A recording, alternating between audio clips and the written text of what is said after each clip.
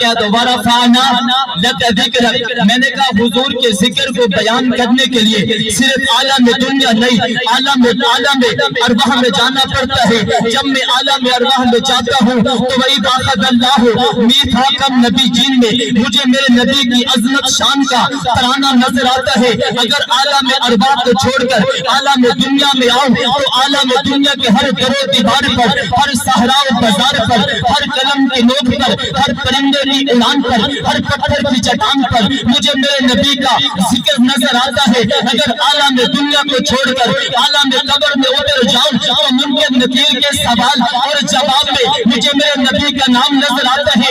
اس سے بھی ایک قدم آگے بڑھو, اگر قرآن کھولو قرآن کے اقوال کے اوراق میں میرے نبی کا اخلاق نظر آتا ہے. قرآن کے اوراق کھولو پیغمبر کی شان نظر آتی ہے. اس سے بھی ایک قدم آگے چلو, اگر میدان محشر میں